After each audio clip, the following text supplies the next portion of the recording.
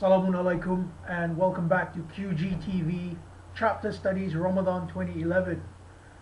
Today we're on day 7, which is the completion of our first week, and we will be doing correspondingly Chapter 7.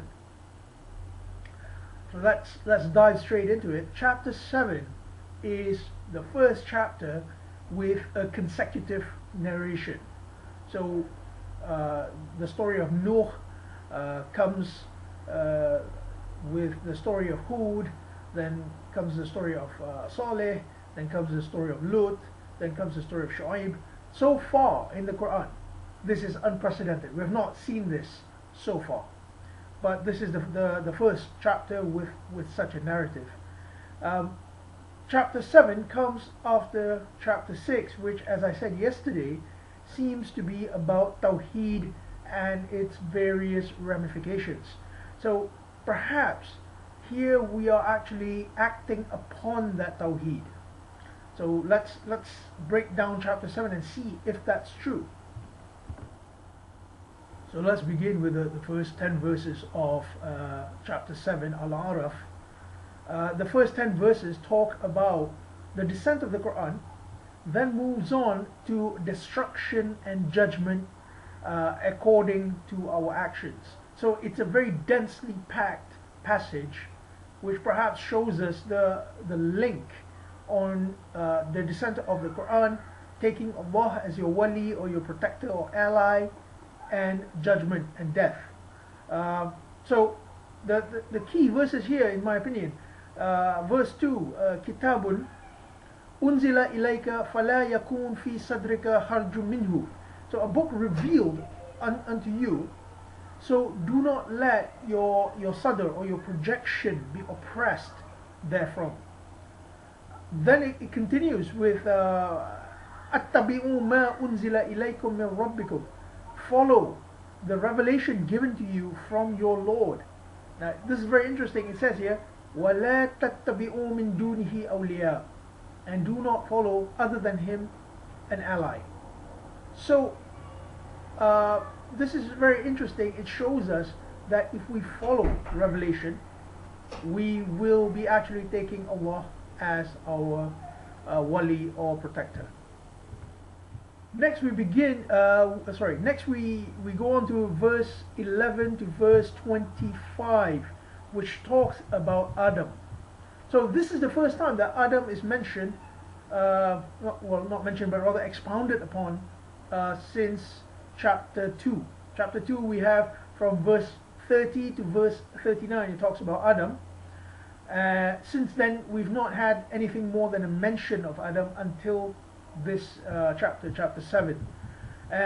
Here Adam's fall from Jannah or the garden is detailed, and Iblis, his role is also detailed. Apparently it's said that Iblis will wait for us on the Siratul Mustaqim, on the straight path, and Iblis will try to shake us from the path which God has assigned for us.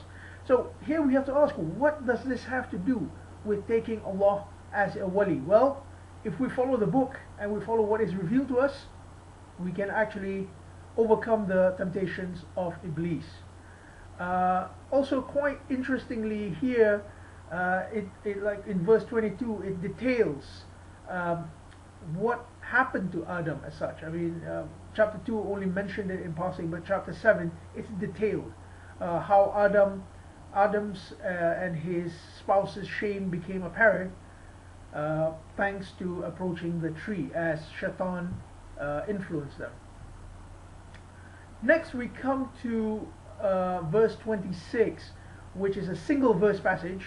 Again, just to get our focus, there's a single verse passage, and it says to take a libas, to cover our shame. A libas here is translated as clothes, but I take libas in a symbolic sense as well. Yes, it does include clothes, but it's also the protection of revelation, which helps us to shield away from the badness of human beings. That's why it says here, وَلِبَاسُ التَّقْوَى ذَلِكَ خَيْرٌ.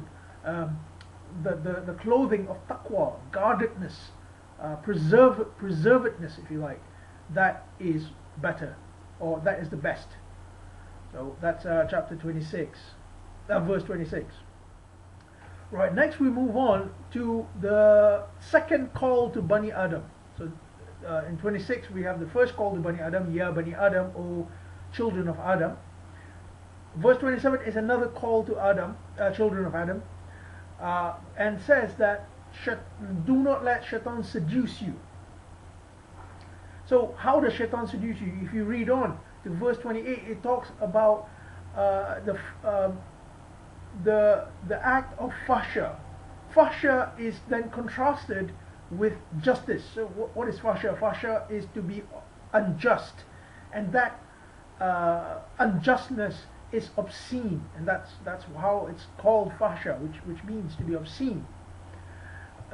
Next is verses 31 to 34, which tells again to the children of Adam. So here we have already 3 calls to the children of Adam, and actually there are 4 calls altogether, and to take the zinat from every masajid. A masjid is a location, a space where sujood, or absolute submission to God's laws, is being actualized. So Allah is telling us to take the beauties from every masjid. So these masjid, they produce beauties for mankind to enjoy, and beauties are contrasted again to fahsha, which are obscenities. So beauties must be just.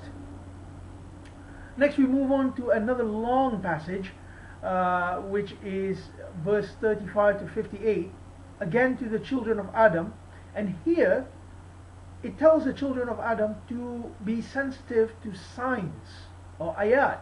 Ayat is a very major concept in the Quran. It is how God communicates with us, ayat. And the end game for the children of Adam is to be in the garden. So by following and reacting positively to the ayat, the children of Adam may attain that garden.